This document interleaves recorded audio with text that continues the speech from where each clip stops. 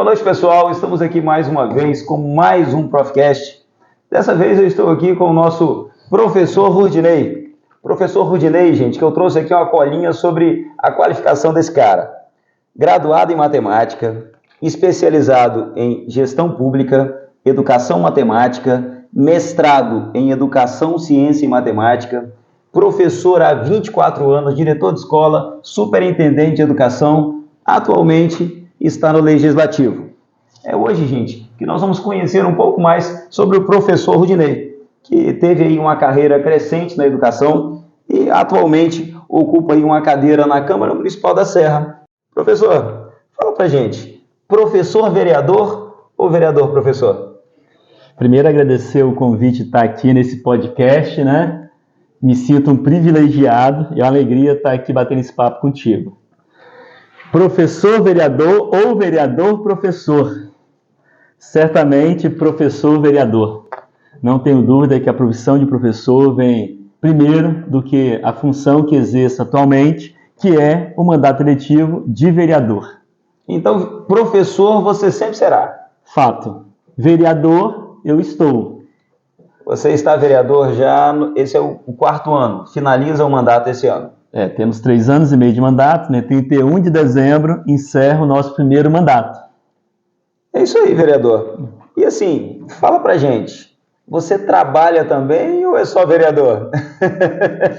Maldade. Brincadeira, vereador. Maldade essa Mas pergunta. essa é uma pergunta que fica muito no imaginário das pessoas, por imaginar às vezes que o político ele vai lá, levanta a mão, vota, aperta o botão e está tudo resolvido.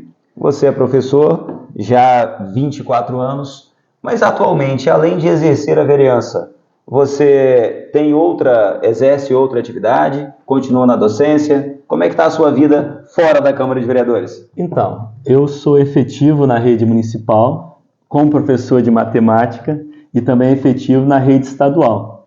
E sempre conciliei a gestão escolar enquanto diretor, superintendente, né, com a sala de aula.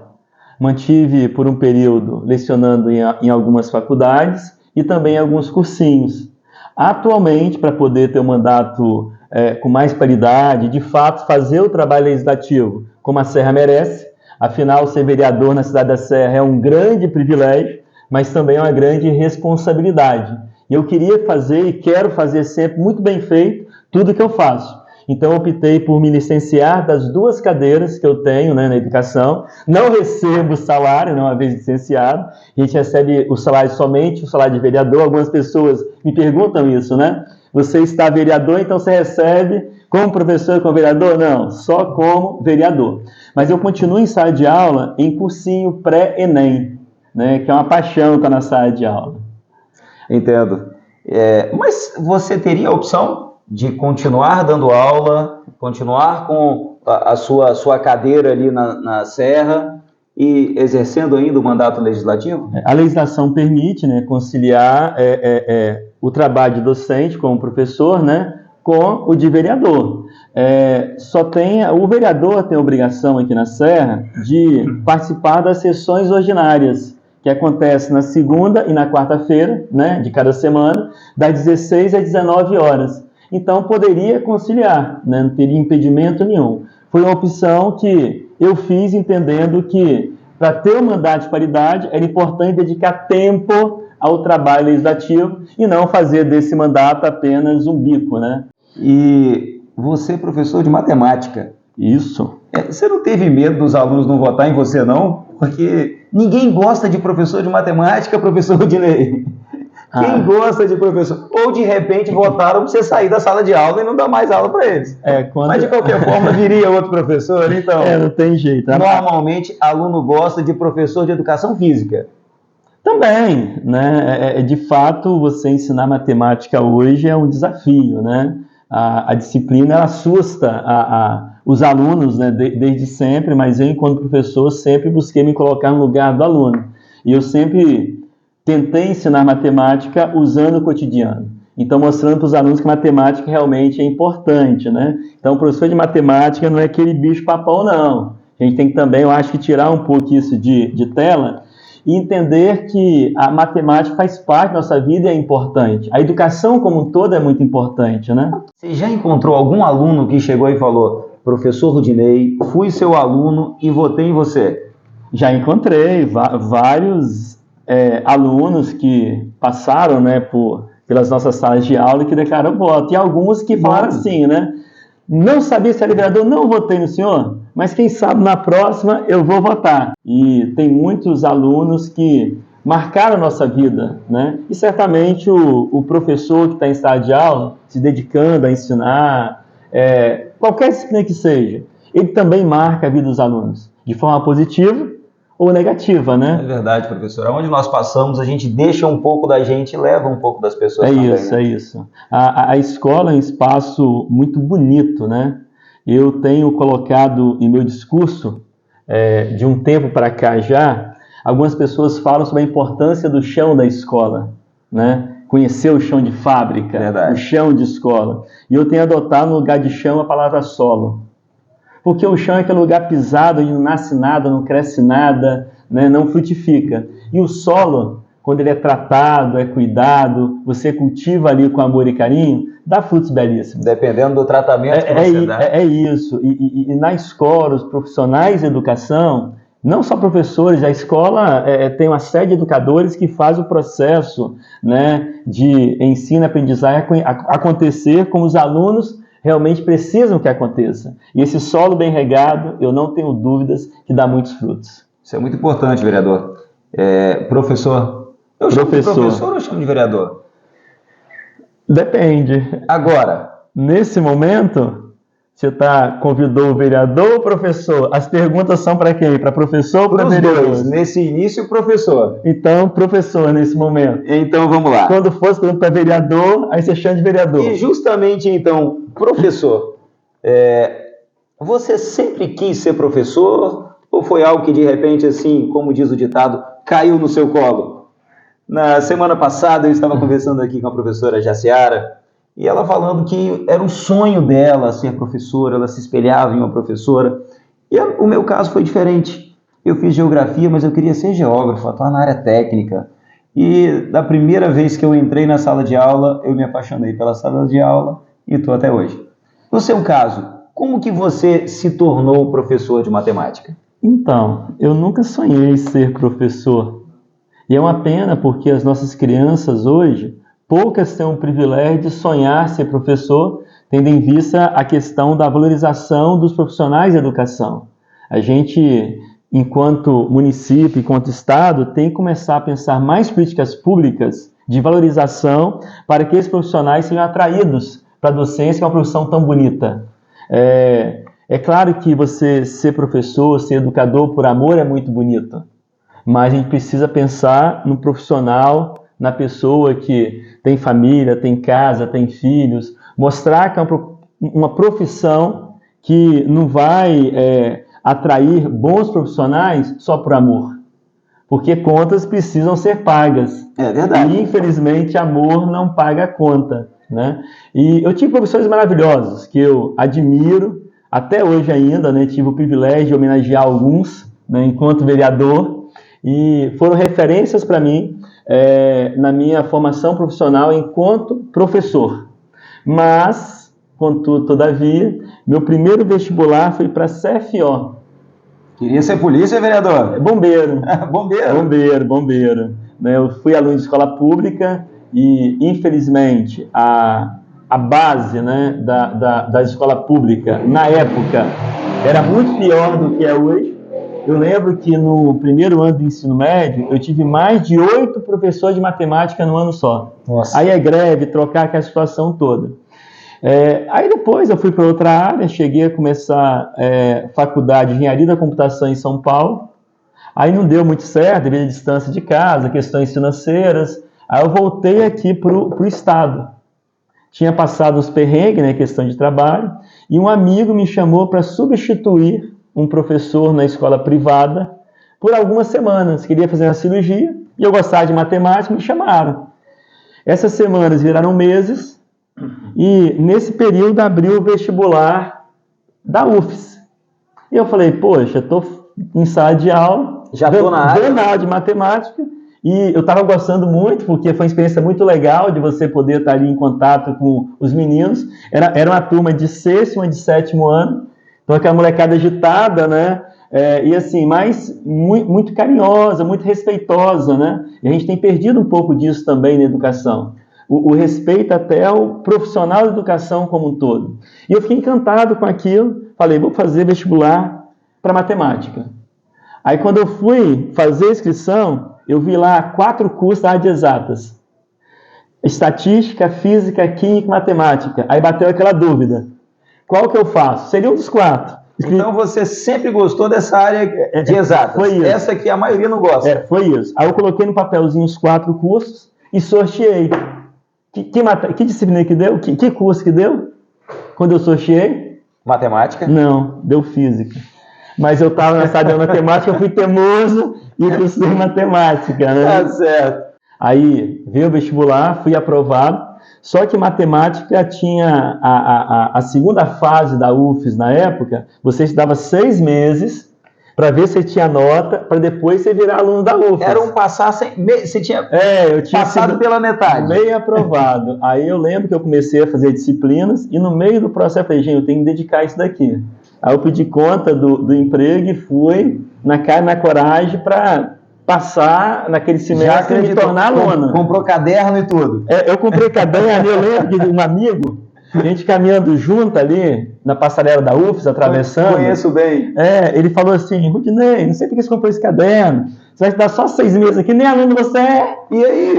Aquilo me deixou meio assim, não, tem que passar agora. Não, foi um fator que motivou, né? Que bom. Foi um fator motivador e deu certo. E hoje você está aí um professor de sucesso, uma carreira de sucesso, mas a gente sabe que todo início de carreira, ele tem ali os seus perrengues. Você consegue recordar de algum que você possa contar para a gente hoje? Algum que seja aí o maior perrengue que você tenha passado ali no início da sua carreira? Perrengue de vergonha ou de dificuldade? Seja de vergonha, seja financeiro, enfim, algo que você possa contar para a gente, porque alguns a gente tem tanta vergonha que nem conta, né? Tem outros que não dá para contar não, né? Mas eu lembro de uma cena engraçada que eu venho de uma família muito humilde, né? Nunca passei fome, graças a Deus, mas eu cheguei a levar marmita para a UFES algumas vezes. Eu não tinha ainda conseguido crédito educacional, né, para poder ter desconto no RU, o restaurante universitário. Aí minha mãe fez a marmita, famosa 3 em 1, arroz, feijão e ovo, né? Aí eu estava levando na sacola de mercado. E a marmita caiu no chão, espalhou no ônibus, a tampinha saiu rolando, e eu passei muita vergonha, né? Professor! Mas algo assim... Na época ninguém ficava com o celular filmando tudo. Não tem imagem. Nem tinha câmera nos ônibus, Era uma cena importante para eu trazer aqui para mostrar para o pessoal hoje. Essa eu não trouxe. Mas eu trouxe aqui essa imagem que eu peguei lá no seu Instagram. Opa! Compromisso com a educação. Aqui nós temos 4 imagens suas. A primeira, você bem magrinho ainda, né, professor? Ali foi o primeiro ano que nesse ano eu comecei a trabalhar na educação, né? E aqui a sua equipe colocou você em vários anos. Em 2000, professor, início de carreira, já que são 24 anos, né? Em 2010, diretor escolar. Diretor escolar da Escola João Loyola, né? Um aprendizado. Em 2019, superintendente de educação e 2021, vereador. Eu tô olhando essas fotos aqui, Kelly, o tempo me fez bem, né? Você acha, vereador? Bem, rapaz. Eu tô mais aqui, o Photoshop ajudou, né? Gente, se tem uma coisa boa que nós temos que ter é autoestima, né? Não vou pedir para colocar nos comentários aqui o que vocês acham do vereador, não, gente. Mas fica livre. E aí? Realmente o tempo ajudou o vereador? Coloca aqui nos comentários pra gente. Pelo menos o blazer ali, a camisa tá mais alinhadinha, né? Tá mais bem arrumado, né? Pode ser isso. Mas fala pra gente, entre professor e vereador, foram aí 21 anos. O que aconteceu nesse período que fez com que você saísse de professor e se tornasse vereador na maior cidade do Espírito Santo? Tem quanto tempo? Você tem tempo que você precisar. O programa hoje é seu. Tá liberado. Então, vou tentar não ser então muito prolixo, mas em suma, assim, eu acredito que a educação ela muda a vida das pessoas para melhor. É um grande vetor de transformação social. De verdade. Até porque tudo que eu tenho hoje, né? E tenho muito mais do que eu preciso, muito mais do que eu mereço, grande parte eu devo à educação. É claro que eu sempre coloco meus pais também como pilares assim fundamentais nesse processo, que apesar de não terem estudado, não tiveram a oportunidade de estudar, sempre incentivaram tanto meu irmão quanto eu a estar estudando, a estar buscando, né? Seu irmão também é professor? Não, meu irmão ele seguiu outra área, né? Ele é graduado em Ciências Contábeis, mas também não atua na área. Trabalhou na Petrobras por um período, mas atualmente é empresário, né? Eu que segui nessa área aí. Alguém na família tinha que ganhar dinheiro, né, gente? O meu irmão, no caso, porque né? Professor... Vamos deixar claro que quem ganha é o meu irmão. Aí nessa trajetória, Kérito, compreendendo assim, a importância da família dos meus pais, né? A presença de Deus, para mim, é muito importante. Eu devo, assim, tudo que eu tenho na vida, esses 3 pilares, né? Deus, meus pais e a educação. E eu fui aluno da escola pública o tempo todo, né? Minha vida toda, desde o Fundamental 1, primeira série, até o ensino superior, né? Passando pela a pós-graduação, mestrado e assim por diante. E eu comecei na rede privada. E depois eu fui atuar em alguns cursinhos, faculdades, e eu lembro que em 2005 eu estava já noivo, né? A minha esposa hoje na época queria casar, e mulher me apertou, né? E falou assim, não, eu quero um pouco mais estabilidade. E o concurso público, né? Traz essa segurança maior para a gente, né? Pelo menos no imaginário, né? E ela me incentivou a fazer o concurso, eu fiz, passei nesse concurso público. Em 2005, eram 25 vagas, eu passei em 5º. Passou bem. Passei em 5º, né? Aí tinha que entregar os títulos. Eu não tinha título nenhum. Aí eu caí na classificação... Recém-formado. Eu caí na classificação para 35º, fora das vagas. Nossa. Na época, assim, eu fiquei feliz. Hoje eu olho assim, nossa, como eu fui idiota. Porque a melhor coisa da minha vida foi ter efetivado o município e depois o estado. Uhum. Você vai entender o porquê dessa fala daqui a pouco. Aí eu falei, fiquei feliz quando vou ser chamado. Em 2007, o concurso quase vencendo já, me chamaram. Aí aquela dúvida, aceita, vai, não vai. Organizei as minhas aulas na rede privada e assumi uma cadeira no município. Eu nunca tinha atuado na rede municipal. Tinha atuado na rede pública, mas na rede estadual. No município, não. Efetivei lá na escola Valéria Maria Miranda, em Vila Nova de Colares. E ali foi um choque de realidade muito grande. Porque eu percebi que era outra forma de ensinar matemática. Vindo da rede particular, onde os alunos tinham... uma alimentação adequada, material escolar adequado, você mandava um bilhete para casa, a família respondia, né? Aí eu chego no espaço escolar, onde os alunos, grande parte, ia para se alimentar. Triste isso. Alunos que saíam de casa vendo o pai xingar a mãe, às vezes bater na mãe, ou eles mesmos sendo agredidos, né? Aí como é que você ensina matemática com uma criança que não está emocionalmente preparada para aprender matemática, ou qualquer conteúdo, né? Seja português, história, geografia. Como é que você ensina qualquer coisa para uma criança se ela não está bem alimentada, está com fome? Então, assim, aquilo para mim foi muito forte. E eu comecei a entender de verdade a importância da educação pública na vida das pessoas. Porque por mais que eu seja fruto dessa educação pública, eu nunca passei fome. Uhum. Eu nunca vi meu pai brigando, batendo na minha mãe, né? O meu lar era um lar muito feliz, muito harmonioso. A realidade não era a realidade que você estava acostumado. Apesar da falta de recurso financeiro, o recurso de carinho, de afeto, era muito grande. Né? Uma infância muito, muito, muito feliz. Então ali eu entendi que a educação, ser professor, era muito mais do que transferir conhecimento. É você acolher, é você mostrar, às vezes, outras possibilidades para além da realidade que os alunos, alguns alunos da rede pública, tinham naquele momento, né? Depois eu passei no concurso do Estado. Resumindo, comecei então a largar a rede privada e me dedicar à rede pública. Me tornei diretor de uma escola, e quando eu me tornei diretor de escola, eu percebi mais claramente como que a política impacta a educação. Ali você começou a ter uma outra visão. É isso, então uma assim, visão agora já de gestor. de gestor. Que tinha que ter o contato com o agente político também. Não é nem tanto isso, é porque assim, quando tem um governo, digamos assim, na época estadual, ele tinha uma forma de encaminhar recursos para a escola, as diretrizes curriculares. Aí quando muda o governo, já mudava também essas diretrizes curriculares. O recurso era menor, era maior, então impactava também no funcionamento da escola, a forma de contratação dos profissionais. Então tudo isso começou a impactar. E é claro que as decisões são decisões políticas. Então ali eu comecei eu preciso me apropriar um pouco mais disso. E eu nunca fui envolvido com política. Eu sempre votei em quem minha mãe pedia.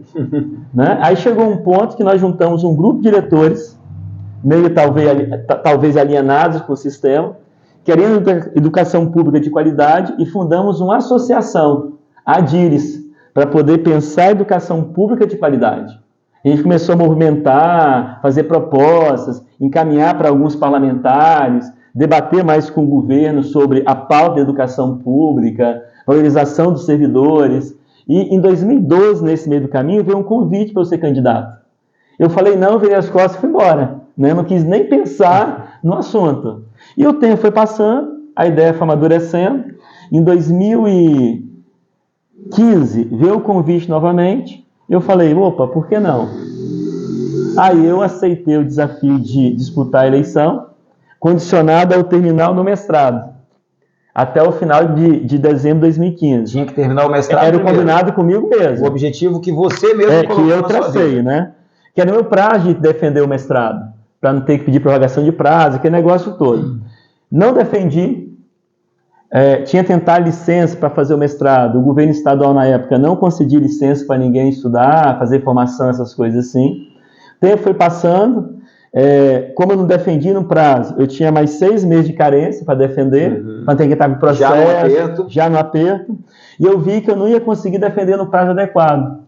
Aí, quando eu vi assim, um período para desincompatibilizar, veio aquele pensamento: eu vou pegar a licença eleitoral, vou terminar o mestrado. Gente, olha o que esse professor fez para conseguir ali defender o seu mestrado, hein? Infelizmente, quando o poder público, as políticas públicas não favorecem a formação, os professores acabam dando o seu jeito, ou a maneira de poder se articular e garantir uma formação adequada. Mas então, se você pegou licença para se candidatar, para finalizar a sua dissertação, como é que você fez campanha? Não, mas eu finalizei a dissertação e na minha cabeça era assim, eu vou disputar a eleição, vou ter uns 200, 300, talvez 400 votos, não passo vergonha. Estava pensando ali nos seus alunos?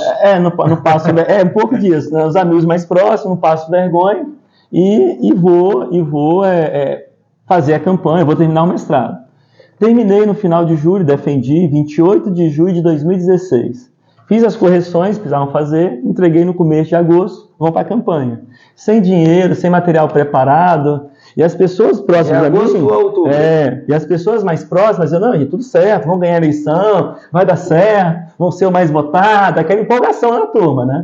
E começou a campanha, e eu comecei a ver um movimento crescente. No final, quando abriu as urnas, apuração, a nossa feliz surpresa. Uma votação muito maior do que a esperada. E, na verdade, ao longo do processo, já fui percebendo que eu teria mais de 400 votos. Nós fizemos uma carreata na época que deu muitos carros. Mais de 100 carros. Eu falei, gente, se tem carro aqui, mais de 100 carros... Pelo menos 100 votos, né? Se os motoristas votarem, já no mínimo, né? Mas a gente vai estimar, depois tem 100 carros, 10 vezes 100, vai dar mais de 1.000 votos. E tivemos 1.368 votos. Não fui eleito. Fiquei satisfeito com a votação, que era muito maior do que eu esperava. Não, nós até fizemos, né? Aquele prazo final ali, juntamos alguns ex-alunos, alguns amigos, professores, fomos para a rua. Foi uma campanha muito bonita. Quem fez o meu digo, escreveu, foi uma aluna da escola. Que legal. Que tinha assim, uma voz linda, a Aline, né? E o Clevinho, mais o João, alguns meninos fizeram a melodia. Eu tinha na época um carro um pouco maior, de 6 lugares, uma doblô, né? Aí nós marcamos de gravar no estúdio, aí fomos lá gravar, foi uma festa na ida, na volta, cantando jingle. Então foi uma campanha assim, muito bonita, muito legal, muito legal. Legal, então né? os seus alunos e ex-alunos se envolveram nessa campanha. Quem ficou sabendo da campanha, sim. Isso é muito bom. Veio a eleição de 2018, eu falei, gente, eu tenho que entender mais como é que funciona um processo eleitoral. Aí eu me envolvi de cabeça em 2 campanhas, uma de deputado estadual, uma de federal, do Legislativo. Para aprender. Para aprender, me envolvi na campanha de governador e deputado, eu acabei também, deputado não, senador, acabei também conhecendo um pouco mais, não apoiei tão diretamente assim nenhum nome, que não tinha nenhum nome assim tão próximo ou conhecido, mas ali foi uma campanha para aprender sobre política, como é que funciona, se na frente eu for candidato, eu quero então fazer bem feito.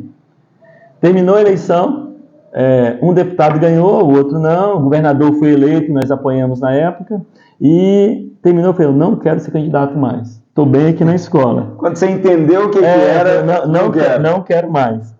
Aí eu estava bem na escola, em 2019 veio o convite para eu ser superintendente de educação. Assim, o segundo maior desafio profissional da minha vida. Porque eu estava na superintendência quando teve a pandemia. Então imagina só a loucura que foi, né? Que ninguém estava preparado para aquilo realmente. E a educação não parou. Eu até acho uma grande injustiça o que foi feito via governo federal, do tempo que os profissionais de educação trabalharam na pandemia, não ser contado para as progressões, para a aposentadoria. É verdade, uma vez que eles não pararam de trabalhar. Eles continuaram trabalhando e continuaram contribuindo. Não tiveram carga horária reduzida. Pelo contrário, a maioria aumentou a carga horária. Tendo que reinventar o seu trabalho. O profissional que não sabia ou não tinha esse costume de aula online, né, preparar material digital, isso é muito trabalhoso. Então, muitos assim trabalharam mais do que se fosse presencial. E eu acho que é uma grande justiça que o governo federal deveria rever ainda. Mas, enfim, a gente não chegou ainda no momento em que você se tornou vereador. Então, aí eu assumi a superintendência. Eu estava numa mesa almoçando com alguns amigos, professores, pedagogos, diretores, e uma das amigas perguntou, Rudinei, a gente quer saber, você é candidato ou não é na próxima eleição? Aí me pegou de surpresa, que eu não estava esperando aquela pergunta. E eu parei, respirei e falei, deixa eu devolver a pergunta. Se eu for candidato, vocês me apoiam? Mas quando eu falo apoiar, é adesivo no carro, ir para a rede social pedir voto, marcar algumas reuniões, e 100% dos que estavam na mesa falaram que apoiariam. Aí começamos ali, isso era mais de 2010. Era uma mesa grande, professor? Tinha umas 12, não, 14 então era uma mesa, 100% ali, já eram bastante pessoas. Era uma mesa grande, né? Gente, né? E 100% numa mesinha de bar com 4 sentados, ele mais 3, mas não anima muito, não. Mas antes disso também, Kerry, desde quando eu não fui eleito, muitas pessoas que não me apoiaram, né, às vezes talvez por não acreditar no projeto, haviam me procurado já falando, Ginei, se você for de novo, eu vou te apoiar, eu vou te ajudar. Fevereiro, começa de fato as aulas, então, dezembro, janeiro, fevereiro, demos uma parada na pré-campanha, e março, quando íamos retomar, veio a pandemia. Aquele balde de água fria, poxa... Sem poder ir para a rua, sem aglomeração. Não vou mais ser. Mas mesmo assim, estava filiado no partido já, né, que é o que eu estou até hoje, que eu havia filiado lá em 2015, e o pessoal perguntava, não, eu sou candidato, para não fechar portas, né, mas eu tinha muitas dúvidas. Eu decidi de fato vir candidato em junho de 2020, que já estava pertinho do prazo final ali, descompatibilizei, fomos para a rua, uma campanha assim, muito, muito legal, mas muito difícil, feito no WhatsApp, caminhando de máscara, sem muito contato com as pessoas. Sangue, suor e lágrima ali mesmo. É isso, é desse modelo, né? E uma campanha feita assim com o apoio dos amigos, né? Eu fico muito feliz quando eu olho no retrovisor e vejo que os nossos amigos continuam ao nosso lado nessa caminhada. Que bom. Tanto ao longo do mandato, né, como também para projetos futuros. E isso é muito bacana. Sinal de que você não decepcionou. Mas fala para mim, agora você é representante legislativo, representa o povo na Câmara Municipal da Serra, um município com cerca de 530 mil habitantes, e ali você representa tanto aqueles que votaram em você, quanto aqueles que não votaram. Fala pra gente, como que é agora ser vereador na maior cidade do Espírito Santo? Atualmente, mais tranquilo. É mesmo? Que a gente vai aprendendo ao longo do processo. No início do mandato foi muito difícil, principalmente pela responsabilidade, né? Com os 2.129 eleitores confiaram o voto ao professor Rudinei. Mas eu entendi logo de cara que meu compromisso não era só com quem votou no Rudinei, é com a cidade da Serra como um todo. Porque o vereador é vereador, não de bairro, não só de um morador, de um cidadão, mas da cidade como um todo. E nessa caminhada, Kélito, a gente foi aprendendo e entendendo a importância do processo legislativo. Por mais que a gente, assim, na teoria, saiba qual que é o papel do vereador, legislar, fiscalizar, julgar as contas do prefeito, né? Mas o vereador é, acima de tudo, a voz do povo, a voz do cidadão lá na ponta. Então, assim, pensar políticas públicas ou defender políticas públicas para garantir os direitos e ser a voz do povo no legislativo é um grande desafio. Eu confesso que em alguns momentos, quando eu olhava para trás, eu falava, vou voltar para a sala de aula, né? Vou voltar para a gestão.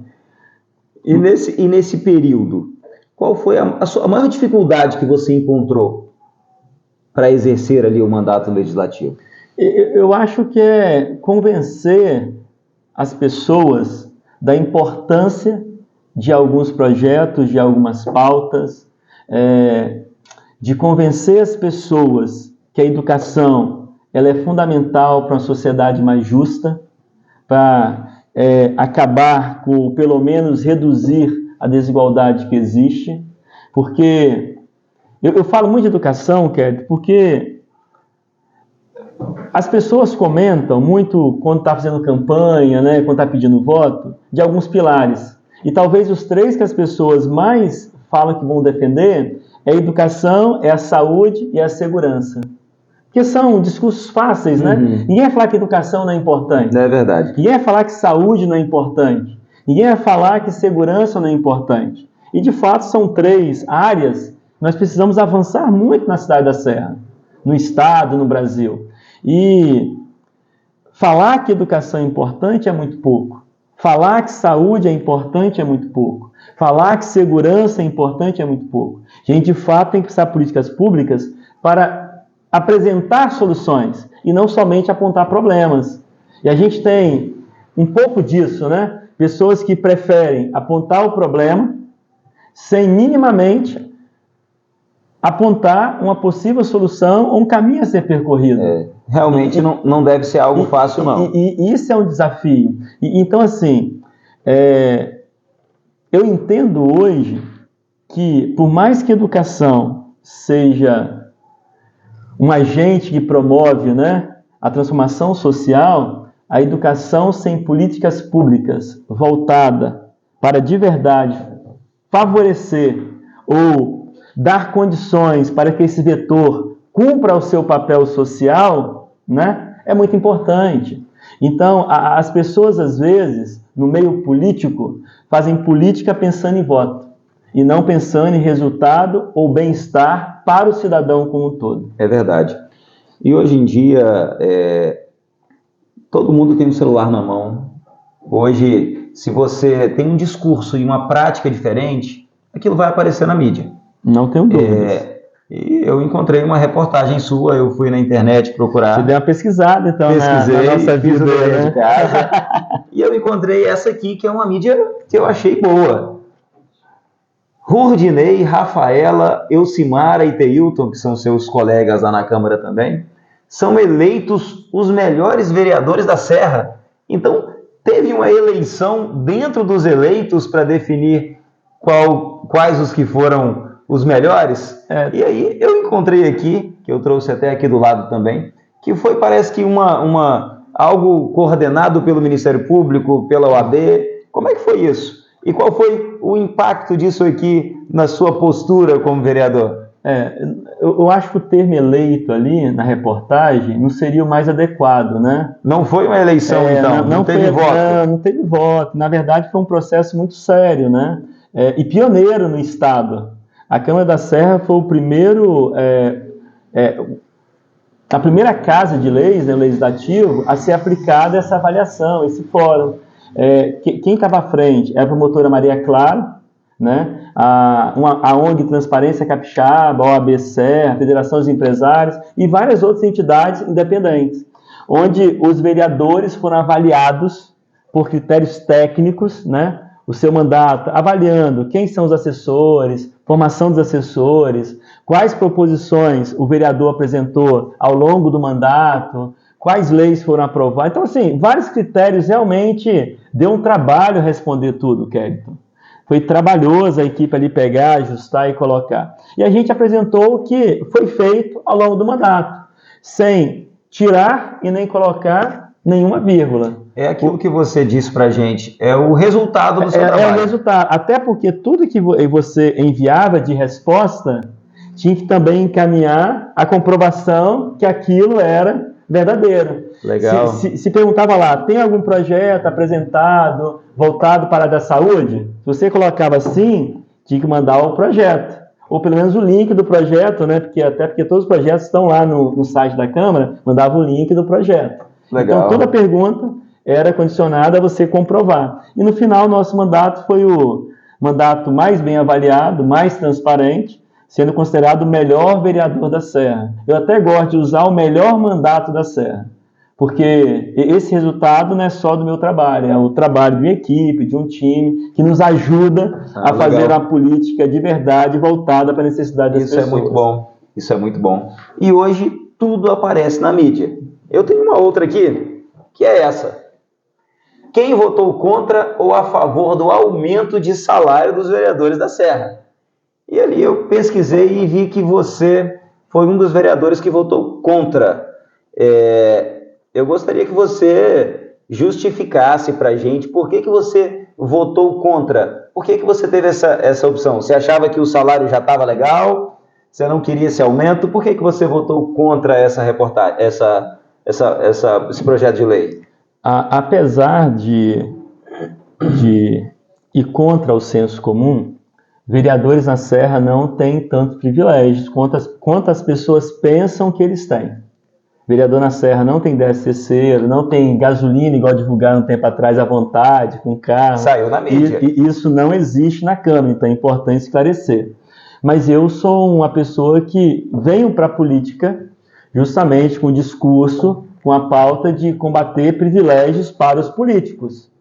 E eu até entendo que esses privilégios deveriam ser combatidos numa esfera um pouco maior, né? Lá no Legislativo Federal, estadual e assim por diante. Mas eu votei contra, não porque eu não queria um salário maior, mas eu não acho justo que o vereador tenha um aumento tão grande, enquanto que os servidores, os profissionais de educação, não tenham um reajuste na mesma proporção. Né? Então, eu votei contra por entender que não era o momento mais adequado, né? E que a gente precisa, de fato, pensar outras prioridades, que, na minha visão, outra prioridade legislativa que não é o aumento dos salários dos vereadores. Tá certo, vereador. Mas eu trouxe mais uma reportagem aqui. Estou ficando preocupado com esse monte de reportagem já. Essa outra reportagem que eu trouxe aqui, eu queria que você justificasse para as pessoas que estão nos assistindo, porque o título dessa reportagem, essa matéria, o título ele é impactante, ele é chocante. E aqui está dizendo o seguinte: farra na Câmara da Serra. Vereadores terão ticket de 1,5 mil, 13º salário e 2 vagas a mais.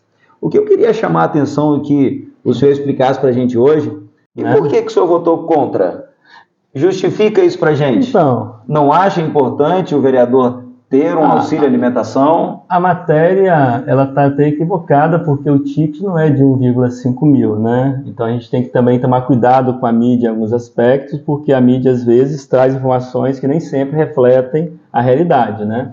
Na época, o ticket, quando foi votado, era algo em torno de 800 ou 900, né? Agora, com os reajustes, passa de R$1.000, né? Então, mas não chega a 1.500 então, ainda não. Vamos esclarecer aqui o que a matéria está dizendo. É isso. Então, primeiro, assim, o senhor não se absteve. Não, votei contra. O senhor votou contra e não era R$1.500. Era na época que essa matéria é de 2022, é uma matéria antiga. Então, hoje chega a 1.000 alguma coisa, não sei precisar, porque eu não faço uso de ticket hoje, né? Além de votar contra o ticket, né, eu não peguei o ticket.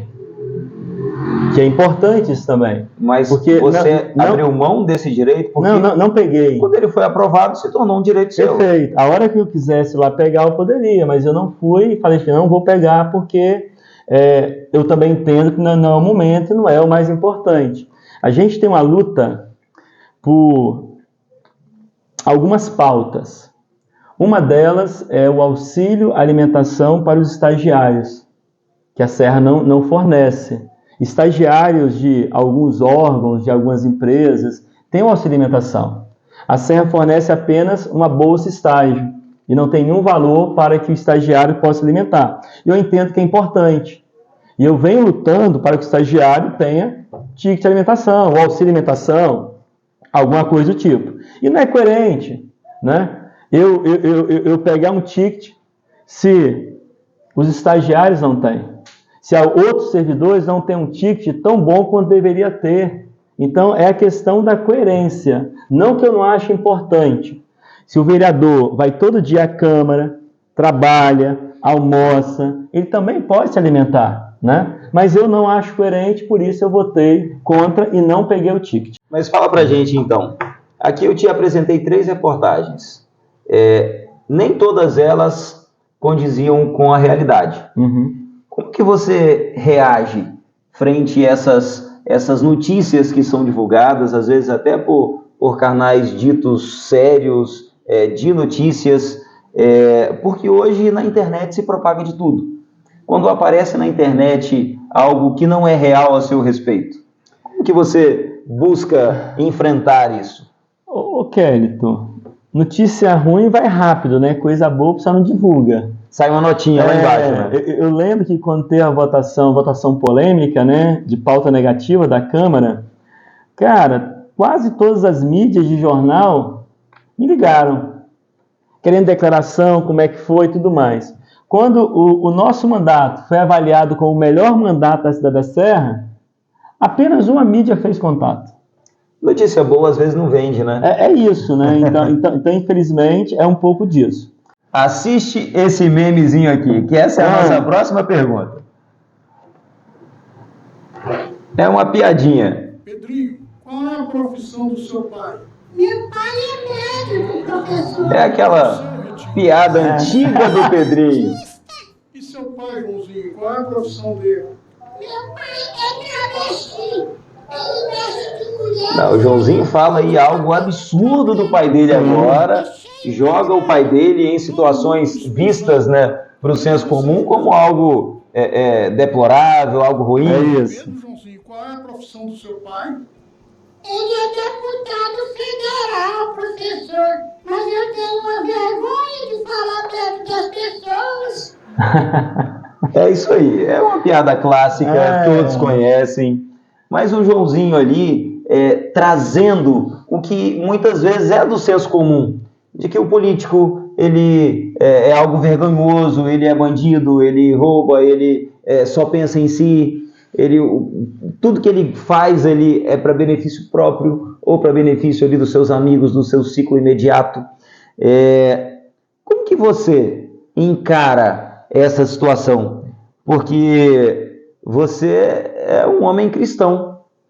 E como que você está hoje inserido na política, dentro desse meio, com esse estereótipo horrível, mas infelizmente, às vezes real? O que é repetido por muitas vezes e por muitas pessoas acaba sendo muitas vezes colocado como uma verdade. o que nem sempre é. Infelizmente, temos políticos que levam a essas piadas de mau gosto. Mas eu tenho convicção também que existem políticos na contramão disso. Eu estava comentando que justamente isso, né, o desafio do começo do mandato, que até o dia 31 de dezembro de 2020, que eu já estava eleito, mas ainda não tinha tomado posse, eu era um bom pai, um cara honesto, trabalhador, morava na rua Santos Pinto 63, né? O meu salário está no portal da transparência, não pode ter acesso a qualquer momento, desde quando eu estava quando assumi como professor, servidor público, até quando estava como superintendente. Um dia depois, quando assumi como vereador, tomei posse, virei corrupto, ladrão, fiquei rico, mudei de casa, né? E algumas pessoas, de forma leviana e covarde, né? Até no processo eleitoral agora, que também quer disputar a cadeira, fala que eu mudei de Jardim Camburi. Eu queria até que me desse a posse do apartamento que eu tenho lá, ou da casa, não sei, né? Então, assim... Já aqueceu? Já que é meu. Mas no começo incomodava muito, Kérito. Mas eu compreendi que, com o passar do tempo, que eu não tenho governabilidade sobre o que os outros pensam ou falam. Eu tenho sobre o que eu faço e o que eu vivo. Então, a minha consciência tranquila, né, me basta. Poder olhar os meus filhos, a minha esposa, os meus amigos nos olhos e ver um resultado, uma avaliação tão séria como essa, mostra que a gente está no caminho correto. É isso aí, vereador.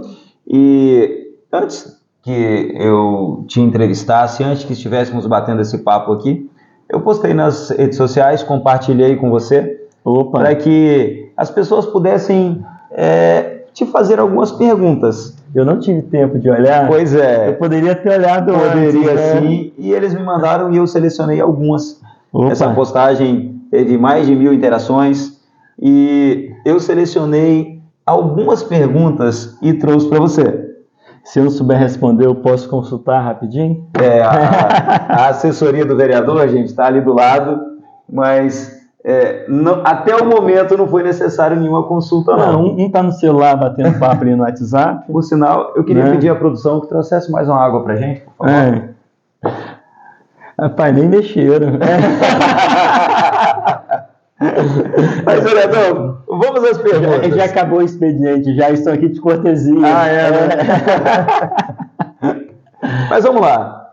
A Jaciara Celestrini, ela perguntou o seguinte: como você planeja trabalhar com outras esferas do governo para implementar suas propostas? Seja breve nas suas respostas, porque são várias perguntas. Não sei se eu entendi, mas se eu não responder, por favor, me corrija e me ajude. Apesar da educação ser muito forte no nosso mandato, a gente pensa em política pública em diversas áreas, né? Saúde, segurança. Inclusive, quando falo em pensar, é pensar na prática. A maior parte do recurso de emenda parlamentar do nosso mandato foi para a saúde e não para a educação. Porque eu entendo que a saúde é fundamental nesse processo. Mas independente de qual área que você vai estar atuando e pensando política pública, em qualquer esfera que seja, é o diálogo. O diálogo é o caminho, eu não tenho dúvida disso. Não é a resposta, mas é o caminho para encontrar uma resposta. É isso, porque assim, não basta você, às vezes, quando vê uma situação precária na escola, com telhado quebrado, ou na unidade de saúde que não tem equipamento adequado, né? Ir lá e simplesmente fazer um barraco, apontar o problema. Qual proposta e solução você tem? Você só consegue apresentar boas propostas quando você está disposto a dialogar de forma equilibrada, racional e respeitosa. Então esse é um caminho. Segunda pergunta do perfil Atualiza Professor: como você planeja envolver os professores? Essa é uma pergunta boa, hein? Como você planeja envolver os professores nas decisões sobre as políticas públicas voltadas para a educação? Então, não sei se o pessoal sabe, mas no Legislativo a gente tem algumas comissões. Comissão de Obra, Infraestrutura, Comissão de Educação. E no primeiro biênio, eu não fazia parte da Comissão de Educação. Agora eu faço. E ao longo do mandato nós fizemos alguns momentos de escutativa, né? Tanto nas escolas, e a gente chegou a visitar mais de 130 escolas, para poder ouvir quem faz a educação acontecer lá no solo da escola, lá na ponta. Então era uma oportunidade, um momento que a gente tinha de ouvi-los e também de prestar conta ao longo do mandato. Então você sempre teve esse contato ali com o professor no chão da escola? Sempre. Eu não tenho dúvidas que eu sou o vereador que mais visitou escolas da Serra, mais fez momentos de escuta e acolhimento das demandas de educação. E 99% dos projetos apresentados, das ações, vieram desses momentos de escuta. Olha, a próxima pergunta veio da Luz Luzivane, e ao que tudo indica, ela já é uma eleitora sua. E da educação. Porque ela disse aqui, e ela te credencia ainda. O que você, meu vereador da educação... Opa, obrigado, Luzivane. O que você vai fazer por nós, coordenadores? Já que para ser coordenador tem que ser efetivo e pela grande responsabilidade. O primeiro a chegar e o último a sair. Não tem nenhum benefício para tal função. O que você pensa em fazer aí para essa categoria, para essa função tão importante que são dos coordenadores escolares? Então, vai fazer, eu acho que é para frente, né? Sim. Vou continuar lutando pela valorização desses profissionais, mas já fizemos. Já há algum tempo protocolizamos na Câmara, né, um projeto indicativo.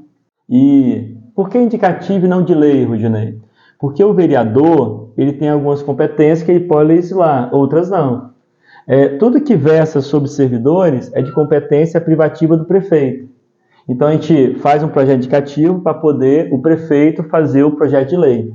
E o modelo de gestão na Serra, Kelly, que você conhece como é que funciona esse modelo, ele é um modelo onde é feita eleição e elege uma chapa composta por diretor escolar e coordenadores.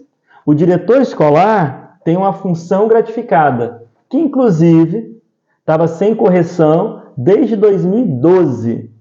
E o nosso mandato, com muito diálogo, proposição, projeto indicativo, junto ao executivo, conseguimos reajustar a gratificação de diretores escolares e secretários escolares, em torno de 65%. Legal. E colocamos ainda lá um artigo para que sempre que o salário dos servidores for reajustado, a gratificação também vai ser reajustada, ou seja, não vai defasar com o tempo e com a inflação. E isso é importante. Para os coordenadores, propusemos também que eles recebam de alguma forma uma gratificação, tendo em vista a responsabilidade e o modelo de gestão adotado em nosso município. Se o coordenador é eleito junto com o diretor e um recebe, por que o outro não pode receber Justo, também, né? Esse benefício? Né? Então a gente defende, continua defendendo, e eu acredito que vamos avançar nisso. Só que política pública, ela precisa ser debatida, construída, orçamento, e a Serra tem que, de fato, rever isso. Porque há algum tempo não tinha concurso público, e as escolas hoje têm dificuldade de encontrar profissionais que tenham perfil, que queiram, de fato, né, assumir essa função. Então, assim, se você dá uma gratificação, é também um atrativo, né, para poder atrair esse profissional para a função de coordenador. Então o senhor já está buscando isso? Já estamos buscando. É isso aí. Até o último dia, então, do mandato, o senhor está brigando por nós. E sem mandato também a gente continua brigando se for necessário. Vamos lá. Léo Simon perguntou: professor, por que o senhor acredita tanto na educação pública? Eu acho que a minha história, o que eu contei aqui no acho que essa já foi respondida, né? Já responde um tanto, né? Mas para a gente não deixar sem responder, não deixar em branco a questão, porque educação transforma a vida das pessoas para muito, muito, muito melhor. É isso aí. Hacker da matemática. Eu conheço o hacker. É seu colega, né? Da matemática. É o professor Hélio Marchione. Ele tem. Quem quiser seguir, fica a dica aí já, pessoal. Ele dá algumas dicas aí para fazer prova do Enem, para quando tem aquelas questões mais difíceis que você não sabe nem por onde começar. Muito interessante. Então, ele ensina alguns métodos para eliminar as opções que não são a resposta correta. E se vai chutar, que chute de forma mais consciente. O ideal é não chutar, né? Mas se precisar, tem lá os macetes do hacker. Vou convidar o professor Hélio para o Profcast qualquer dia. Pode convidar, que é uma figura, gente boníssima. Mas ele perguntou: qual é o principal desafio da educação da Serra hoje? Rapaz, só o principal, é um só. Seja breve. Não pode 3, não? 1. 3? Dá para negociar? 2, vamos ficar em 2. Ô, Kérito, os desafios são múltiplos da educação, né? A gente tem um Plano Nacional de Educação que a Serra não conseguiu cumprir, né? Minimamente a educação em tempo integral, que é um caminho para poder melhorar a qualidade do ensino. Na verdade, você já está respondendo também a próxima, né? Que é do HD Farias. Especificamente no que se refere à educação, o que é mais desafiador para o Legislativo serrano? É a mesma pergunta aí do hacker da matemática. Principal desafio, o que é mais desafiador? Para a educação, garantir infraestrutura adequada, garantir o acesso e permanência dos alunos em nossa escola com ensino de qualidade e valorização de verdade dos profissionais de educação. Aumento de salário, professor? Também, mas não somente. É condição de trabalho, é formação continuada, que a Serra hoje precisa avançar muito nesse aspecto, é compreender o novo momento social que nós vivemos e o papel da escola na sociedade que nós temos hoje posta, e é um debate amplo isso, mas se a gente não começar a pensar isso daqui para frente, daqui talvez 1 ano, 2, 3, a gente não tenha construído propostas e ações para dar conta de melhorar de verdade a educação do nosso município. E o desafio para o legislador? Sair do discurso que a educação é importante e mostrar na prática, defender de verdade que a educação é importante. Então, o desafio é manter esse diálogo, tanto com os seus pares, quanto com o executivo, para que todos tenham ali, vejam com a mesma importância que você vê a educação. Para finalizar aqui as perguntas, temos aqui a da Michele Souza. O que os vereadores da Serra alegam para negar o ticket para o professor que faz extensão? Então, os vereadores não negaram nesse aspecto, né? O Poder Executivo também não negou. E quando nega, fala, não vou fornecer. E isso não aconteceu, né? Pelo contrário, nós conseguimos avançar em alguns aspectos em relação ao ticket de alimentação. A Serra, como outros municípios bem fazem, o Estado faz, paga o ticket por CPF. E na educação, como também em outras áreas, existem profissionais que atuam com mais de uma matrícula, tem 2 vínculos. É igual ao professor na rede privada. Ele pode assinar carteira em várias escolas. E cada escola que ele tem um vínculo, ele recebe o ticket proporcional à sua carga horária. Na Serra, você podia pegar um contrato ou 2, que a legislação permite, até 2 contratos, né, que somados não podem ultrapassar 65 horas, mas recebia apenas um ticket, alimentação. Na contramão disso, a rede privada e alguns municípios já pagavam um ticket por matrícula, ou seja, o profissional que atua de manhã e à tarde, ele recebe 2 tickets, e isso não onera o município. Porque se eu, professor, pego de manhã, pego à tarde, não quiser pegar à tarde a aula, ele não vai contratar um outro professor? Esse professor tem direito a um ticket. Justo, né? Então, seria justo, já que o profissional tem 2 tickets, receber esse valor dobrado. Então, isso já virou lei na Serra. Os profissionais da educação e de outras áreas que permitem o acúmulo legal de cargos recebem o ticket por matrícula, por vínculo, né? Então, foi um avanço. E nós estamos dialogando. Fala para a Michele agora. Michele, e nós estamos dialogando com o Executivo, também já há algum tempo, para também garantir o ticket àquele profissional que faz extensão de forma proporcional. Porque para menos crédito, já funciona assim. A carga horária base da educação do professor, por exemplo, é de 25 horas. São 25 horas semanais. Se ele pega 25 horas, ele recebe o ticket integral. Se ele pega 15 horas, 3/5 da carga horária, ele não recebe o ticket integral. Ele pega só proporcional para menos.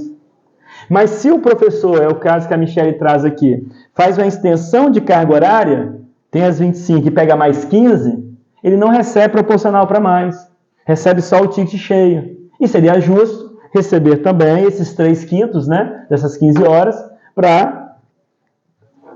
devido à carga horária que ele trabalha. É questão de justiça também. Entendi. A gente continua dialogando, Michele, continuamos dialogando e acredito que é um projeto, né, nosso que vai virar realidade. Se depender de mim, amanhã. Mas infelizmente não depende. Mas o diálogo continua. Aí também, Kelly, é orçamento, né? A gente pensa assim, pô, mas a extensão é mais fácil pagar e tudo mais. Mas o orçamento do município tem que dar conta disso. Tá certo. Não adianta conseguir pagar só esse ano e não garantir para frente. Tá mas certo. O município tem saúde financeira para isso? Vereador, são muitas perguntas, são muitos pedidos, mas o que eu queria que você tentasse lembrar para a gente. Eleitor, ele pede de tudo, ele fala tudo. Sem citar nomes, mas qual foi o pedido mais inusitado que já te fizeram nesses 3 anos e meio de mandato? Mais inusitado? Aquele assim que você falou, nossa, como que essa pessoa pediu isso? Não precisa falar o nome, então. Não pode. Me pediram um rim. Não acredito. Me pediram um rim. Não acredito. E tinha que ser o meu. Eu até tentei colocar na fila do rim, expliquei que não podia ser dessa forma, né, que eu não era compatível, tinha que testar. Professor, é sério. Não, mas é sério. Te pediram um rim? Me pediram um rim, né? De verdade. Meu Deus, gente, eu nunca imaginava essa resposta. Né? De doação de verdade. Foi inusitado, porque a princípio eu achei que era brincadeira, por isso inusitado, né? Mas depois, conversando com a pessoa, a gente percebeu que de fato a pessoa precisava de um transplante, né? E não tinha doador compatível. Nós até orientamos a pessoa como fazer, né? Já estava em processo de entrar na fila. E recentemente ela foi transplantada e recebeu o rim. E está bem de saúde. A outra pergunta não está escrito aqui não, mas só para a gente saber. Quantos rins o senhor tem, vereador? 2. Ainda tem 2? 2. Então tá bom. Aqui. Mas se precisar, não tem problema em doar, não. Se realmente for necessário, eu até incentivo aqui a doação de órgãos, né? De sangue, que não faz mal para ninguém, eu acho que é fundamental. Tá certo. Vereador, estamos chegando já ao final aqui da nossa entrevista, do nosso bate-papo. Eu lembro para vocês, gente, que toda quinta-feira a gente tem aqui o Profcast com alguém que se destaca, seja na educação, seja em outra área, mas algo que seja importante, algo que você queira ver. Por sinal, se você quiser que eu entreviste alguém, que eu bata um papo aqui no Profcast com alguém que você acha interessante, pode escrever aqui nos comentários, pode indicar essa pessoa que eu vou entrar em contato. Por sinal, nós estamos aí entrando em um momento político e se você aí é assessor de algum dos candidatos a prefeito na Serra, pode entrar em contato comigo que eu posso trazer aqui para estar batendo um papo. Se trazer um, tem que trazer todos. Não, para não gerar ciúme. É verdade, mas por isso que eu estou colocando à disposição o espaço. Quem quiser, tá. Quem quiser, é um convite. Então, se você quiser vir, o espaço aqui é seu. Só para prefeito ou vereadores também? Para vereadores eu não vou dar conta, professor. São mais de 300. São muitos. Teria que entrevistar mais de um por dia e aí eu não ia dar conta. Mas, enfim, já está aberto aí o convite. E uma das nossas últimas perguntas. Ser vereador correspondeu às suas expectativas? Inicialmente, não. Hoje sim? Hoje sim. Por que não e por que hoje sim? Seja breve. Porque a gente tem, às vezes, uma visão romântica e na política tem uma pessoa que diz aí, né, até uma professora de marketing político fala que na política as coisas não são flores, né, não é um romance. E, de fato, não é. É muita luta. Às vezes temos que travar algumas batalhas, né? Vencemos umas, perdemos outras, e no começo do mandato eu queria resolver todos os problemas da Serra com o mandato de vereador, mas eu compreendi logo que não era possível fazer isso, então a gente começou a focar em algumas áreas, dentre elas educação, proteção social, geração de emprego e renda. Inclusive o nosso mandato foi o nosso mandato que propôs a lei municipal do cooperativismo, um modelo de negócio sustentável e que distribui melhor a renda entre os cooperados. E tem algo muito bacana nesse modelo de negócio que, através da nossa lei municipal, permitiu que cooperativas participassem de licitações da Serra, isso é o que bom. não podia, entendeu? Então a gente começa a ver o resultado de um trabalho de entrega para a cidade, para além da educação, e por mais que eu defenda a educação, essa lei assim, ela foi, e será muito importante para a Serra nos próximos anos. Muito bom. Porque é um modelo de negócio que cresce assim, não só no Brasil, mas no mundo, e hoje representa mais de 6% do PIB capixaba. Então você ter a oportunidade, enquanto vereador, de contribuir com a cidade, que eu sou apaixonado, é muito bacana. Mas tem detalhes, Kérito, que me faz acreditar que é possível a gente fazer uma política pública voltada para a necessidade das pessoas. Eu comentei que eu visitei várias escolas. E tem um CMEI específico que eu visitei no começo do mandato. 5 salas de aula. Sol da tarde, calor na sala, conversando com a diretora. E no diálogo percebi que era necessário fazer alguma coisa. Pode falar o nome do CMEI pra gente? Podemos. É o CMEI Meninos com Jesus aqui no bairro São Marcos. E ali começamos a debater com a comunidade, né, o que era possível ser feito. Entendemos que era necessário fazer a ampliação daquele CMEI, porque faltava vaga na região, mas melhorar a infraestrutura como um todo. Mas esse é um processo de médio e longo prazo. De imediato, mandamos, primeiro ano de mandato, emenda parlamentar para aquele CMEI. A diretora, com o conselho de escola, comprou ar-condicionado, climatizou todas as salas de aula, e você ir na escola e ver que um simples ar-condicionado transforma o processo de ensino e de aprendizagem é encantador. Eu falo que ar-condicionado não é luxo, é ferramenta pedagógica. É verdade. E logo depois, a gente continuou dialogando, conversando com o prefeito, e assim, a gente tem que também entender que vereador não constrói escola, vereador não pavimenta a rua, vereador não executa. Né? Quem executa é o executivo, mas vereador é representante do povo, e essa ponte, esse canal de diálogo para que o serviço, a obra chegue à comunidade. E depois de muito diálogo, o CMEI foi inaugurado, totalmente reformado, ampliado, revitalizado, transformado. E isso nos dá uma satisfação muito grande. Você considera essa a sua maior realização como vereador? O Kérito, ranquear as realizações é muito difícil. Porque a gente tem várias ações muito bacanas no mandato, né? Mas as emendas parlamentares, a diferença que ela fez para várias escolas, para várias áreas, para vários setores, né? Não só a educação. Aqui a gente tem a cidade do Garoto, que ela tem uma casa, né, onde acolhe pessoas acamadas, e foi recurso da nossa emenda que possibilitou contratar mais profissionais de saúde para cuidar dessas pessoas que não tinham cuidado adequado. Né? Então, e isso de fato me impactou muito positivamente. Saber que o nosso trabalho, que o recurso que a gente destina diretamente para algumas entidades, faz a diferença na vida das pessoas. E o seu mandato, as suas ações alcançam pessoas que às vezes são anônimas para você, que você não imagina. Hoje eu fui procurado em uma escola por um professor que falou: olha, Kériton, você vai entrevistar o professor Rudinei hoje? Eu falei: vou. Ele: nossa, eu queria tanto dar um abraço nele, eu queria fazer umas perguntas para ele pessoalmente, eu queria agradecê-lo. Eu falei: olha, vamos fazer o seguinte, vamos ali, tem uma sala vazia para a gente gravar um vídeo, e ele quis gravar um vídeo para você. Que legal. Olá, meu nome é Henrique Pérez, eu sou professor aqui da Rede Municipal de Serra. Eu quero agradecer ao vereador Rudinei por trabalhar, por empenhar tanto pela nossa educação aqui na Serra. Agradecer também, como professor de ensino religioso, eu quero agradecer o seu empenho para a implementação do ensino religioso aqui na nossa, uma disciplina tão importante para nossas crianças. Muito obrigado, vereador Rudinei. Ele me procurou para gravar esse vídeo, para perguntar, para te mandar perguntas com uma empolgação tão grande. Que legal. Aqui eu cortei o vídeo, mas no início ele falou: olha, você vai editar isso aqui porque eu estou nervoso de falar com o vereador. Eu falei: não, eu vou cortar.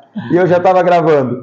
Bacana. Mas enfim, como que você se sente sabendo que o seu trabalho alcançou essas pessoas que você às vezes nunca vai conhecer pessoalmente? Então, Kérito, a gente poder impactar de forma positiva a vida das pessoas é muito gratificante, né? E eu tive o privilégio de receber, conversar, dialogar com vários profissionais de educação, inclusive os profissionais, né, os professores de ensino religioso, onde a Serra, apesar de estar na grade curricular nacional, né, disciplina de ensino religioso, não tinha um cargo criado na Serra. Então, meio que funcionar de forma clandestina, né? E você não pode contratar um profissional para área regência específica se não tem um cargo criado. E a gente, a partir da demanda, conseguiu criar o cargo, né? E agora o município pode contratar de forma legal, né? E também pode colocar no concurso público, como entrou, né, vaga no concurso público, para essa disciplina. Isso é muito importante. Eu até entendo, converso com alguns profissionais, Kérito, que é uma disciplina que precisaria repensar o nome.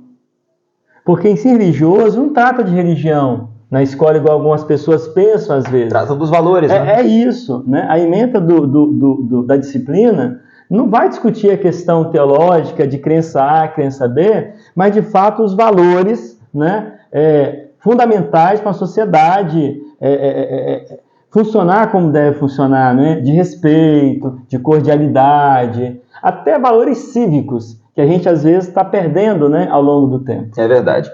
Professor, a gente está chegando ao final não só do Profcast, a gente está chegando também ao final do seu mandato. Como você disse, dia 31 de dezembro encerra tudo. Finaliza os seus 4 anos. Se você pudesse voltar no tempo para o primeiro dia do seu mandato, em poucas palavras, o que você faria diferente? É uma pergunta difícil, né, Kevin? Se a gente começa a mudar o que a gente faria, a gente perde a essência do aprendizado. E talvez eu não teria hoje a visão que eu tenho da legislatura, eu talvez não teria o aprendizado que eu tive com os erros, né, que nós cometemos ao longo do mandato, porque eu acredito que quando a gente acerta, é muito legal, é muito bacana, a gente também vai aprender. Mas quando a gente erra, a gente tem a oportunidade de, quando for refazer, fazer melhor ainda. Então, eu na minha vida não gosto de pensar em voltar no tempo e corrigir o que eu fiz de errado. Faria tudo igual, então, porque valeu pelo aprendizado. É isso, o aprendizado faz parte, né, do processo. Tá certo. Dia 1º de janeiro de 2025. Opa, então avançamos um tempo. Estamos falando agora já do futuro, do ano que vem, quando esse mandato já finalizou. Quando os novos parlamentares, né, tomam posse. Falando do futuro, quais são os seus planos para o futuro? Vai tentar a reeleição? Não era aquilo que você imaginava? Vai voltar para a sala de aula? Tem outros projetos? Fala pra gente. Rudinei para 2025. O que você pensa? Como hoje é dia 20 de agosto, já estamos num período eleitoral, então posso falar que eu sou candidato à reeleição, né, na cidade da Serra. É claro que nesse nosso longo Profcast nós não tivemos condições de abordar tudo que você fez, tudo que você vai fazer, quais são as suas ideias, mas nas suas redes sociais as pessoas podem te conhecer melhor. Estão lá à disposição. Fala pra gente aí, fala pra quem está nos assistindo agora quais são as suas redes sociais. Vou deixar aqui embaixo também no card, mas fala pro pessoal, quem quiser conhecer mais hoje do professor Rudinei, como que deve procurar no Instagram, no Google, como que te acha? É tranquilo. É só dar um Google. Coloca lá, Rudinei, RURDINEY. Tudo que aparecer sou eu. Eu, inclusive, estou em busca ainda de um xará. Não encontrei. Tá aí, gente. Se você é Rudinei, entra em contato. Escreve aqui nos comentários que a assessoria do vereador vai te procurar. Mas no Facebook, no Instagram, né, colocou lá Rudinei@gmail, no e-mail também, tudo sou eu, tá bom? Inclusive tem nosso site, www.professorrudinei.com.br. Lá tem o trabalho feito ao longo do mandato e vai estar entrando também ao longo do processo eleitoral, né, as nossas propostas, assim como nas demais mídias, né, que nós vamos usar, que é o Instagram e o Facebook. 1 minuto para o seu recado para quem está nos assistindo agora. Suas últimas palavras.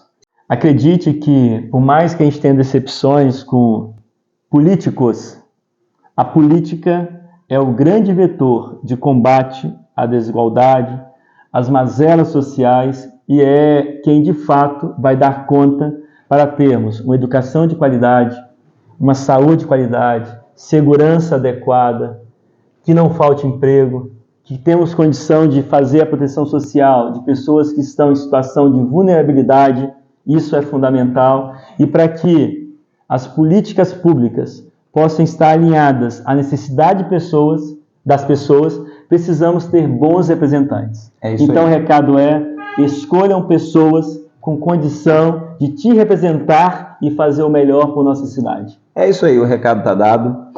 Eu agradeço, professor Rudinei, ao bate-papo. Agradeço essa nossa conversa, foi muito boa. Obrigado mesmo por ter aceitado o convite. Foi um bate-papo muito bom. Acho que a nossa conversa ficou meio longa, mas se você está aqui assistindo esse recado final, até agora você ficou até o final. Muito obrigado mesmo. Desejo sucesso na sua carreira. Continue lutando pela educação, ok? E, de repente, em 2025, a gente volta aqui para bater mais um papo, de repente, para falar dos seus planos para uma próxima legislatura. Obrigado, estou à disposição. Valeu. Valeu. Tchau, pessoal.